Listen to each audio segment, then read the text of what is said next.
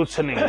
तो पहलवान जी का जो मुख्य बात है कहने की वो ये है कि सभी अखाड़े संचालक, गुरु, कोच, खलीफा जो भी है सभी ध्यान दो, जब भी एक चीज और ये वो जो होगी चीजें है इन पे मतलब इनका सेवन खत्म करे और जो आयुर्वेदिक चीज है या प्राकृतिक चीज है वो खाओ। इनका सेवन करे।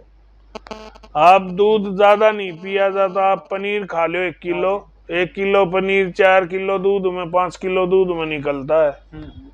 तो 5 किलो दूध वही वो होगा। प्रोटीन में दे रखी है, बोले एक गोली में 10 किलो घी की ताकत है। ये बिल्कुल सरासर झूठ है, बेचने वाले हैं। और अगर इसी मेडिसिन होती है, पुराने पहलवानों का बहुत जी करता है, आज इतना पैसा पड़ा है देश में, इतना नाम पड़ा है, अगर इन मेडिसिन से हो तो मैं बहुत गणी खा जनता भाई। लेकिन इससे नहीं हो कुछ, इससे तो उसी की फर्क पड़ेगा जो बच्चा जवान है कर रहा है, वो 19 से 19.5 हो जाएगा, 20 हो जाएगा, 21 नहीं होगा। तो बहुत से चीज हैं जो पुरानी हैं, अपनी जो जड़ी बूटियां हैं वह खाओ। गात भी दुखता है तो कई सी जड़ी बूटियां हैं, उनको पानी में डालने से, गर्म पानी में उनसे नहाने से तो फ्रेश ऐसा हो जाता है। तो ये सब ना तो आजकल मालिश होया करती, ना तो फोड़ा फुंसी होया करती, हर एक पहलवान का तो खुजली हो रही है। मालिश कितने दिन में करनी चाहिए जी? मालिश तो हर हफ्ते तो होनी चाहिए, हर संडे को। संडे को रेस्ट करते हैं तो हर संडे को मालिश होनी चाहिए। और मिट्टी में जोर जो भी करता है वह हर एक पहलवान ने अपने बदन पर तेल लगा के जब भी बैठक दंड बैठक चालू करनी चाहिए, अपने सारा शरीर पे मोटा मोटा तेल लगा के जब मतलब जब माटी में अभ्यास करते हैं तब। हाँ, तो तेल लगाना चाहिए लाजमी। सर्दी गर्मी कुछ नहीं है, लेकिन तेल लगाना चाहिए। और मैट पे है तो फिर वो तेल वाली सिस्टम है नहीं। और मैट पे भी करते हैं तो हर संडे को 2 घंटा धूप में भी बैठना चाहिए मालिश करा की। सारे अपने बालों के जरिए से अंदर तेल जाएगा, चर्बी मुलायम हो जाएगी, पकड़न में कम आओगी, कोई सी गांठ या कोई नस रुकावट है उसमें भी फर्क पड़ेगा। तो मालिश एक बदन का न्यू समझ लो एक तरह से वाश करती है, बाहर वाली बॉडी को वाश करती है। कोई भी चोट से उस पर भी हाथ घूमेगा। सरसों का असली तेल ये जो बाजार में है ये बहुत मिलावट का है। पीपा सरसों का लो और अपना खुद का निकलवाओ, और आप 1 साल करके देख लो उसके बदन में ना तो बाल आएंगे ना ऐसी को फोड़ा फुंसी होगी। बहुत बेनिफिट है। पुराने खलीफे जो बात चला दी ने उनका तो रिजल्ट ही अलग है। ये कह दी है सोनाबाद में क्या है आदमी, ये पहली जो अड़बाद करया करते ये आदमी थे अंग्रेजी, ये बैठा करते सोनाबाद के अपने गांव में पता ही नहीं। उससे क्या, उससे एक शरीर में खुश्की आती है, पसीने लगड़ जाएगा, होते साया मरता, ठंडा पानी पीगा और सरसों का तेल लगाओ, संडे को 1 घूंट पी जाओ, अंदर भी आत्मा बहुत बढ़िया हो जाएंगी, कोई भी तकलीफ नहीं होगी। ज्यादा 2 या 3 महीने रोजाना दूध में 1 गिलास में हल्दी, इतनी हल्दी आमिया हल्दी डाल की पियो।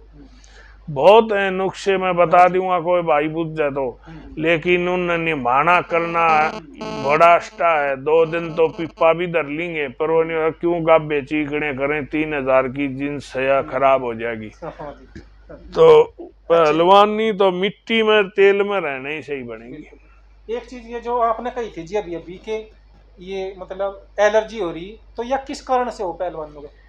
ये एलर्जी तो इसी कारण होगी, इनके शरीर में कोई कमी आएंगी, कोई नैसा पदार्थ खा लिया वो तो कई इंजेक्शन ऐसे होते हैं सारा शरीर में बेचैनी झुंझ ही चलाते हैं। तो वो इंजेक्शन लगा लिया या कोई ऐसा पाउडर खा लिया वो भी चलाता है कोई। हाँ, ये जो है जो खाते हैं नहीं, ये बता रहे मेडिकल पर ले आके ये 2-3 डाल के गोल की तुरंत पी जा है, उससे भी बेचैन होती है, फिर वो खाद चलेगी, उसी वजह से एलर्जी है। और या कुछ कमियां शरीर में आएंगी जब भी तो होगी। जैसे बॉडी बिल्डर हो इनके भी रहे कहीं कहीं ऐसे ये सारे बॉडी बिल्डर इनका ज्यादा सेवन इनको करते ज्यादा हैं। करेंगे। जो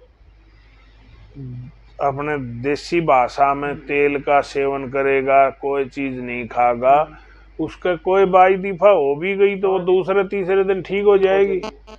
तेल एक औषधि चीज है, तो उसका तो मुकाबला है नहीं। ये सारे जो है इंजेक्शन लगा लिया, फिर रिलैक्स होने का लगा ली ये।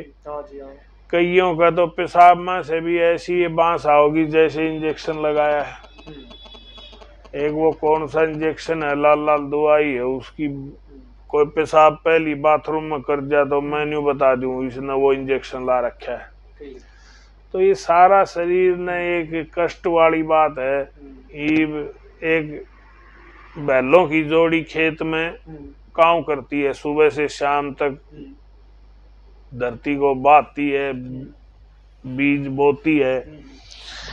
जब वह बैल का उस टाइम में सीजन में, तो उनका हाड़ी क्या करता था, या तो उनको चूरमा बलदों को पूड़े दिया करते, तेल दिया करते, या कोई ऐसा स्पेशल चने का और का ऐसा उनका चारा बनाया करता।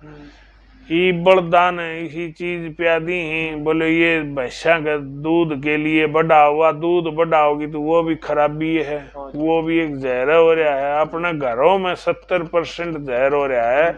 इससे अलग खाना कहीं अच्छा दिखता नहीं, ना तो सब सौदा ही बेकार हो रहा है। इसने सोच सोच की खावांगे, देख देख की गवाएं तो ही जिंदगी है।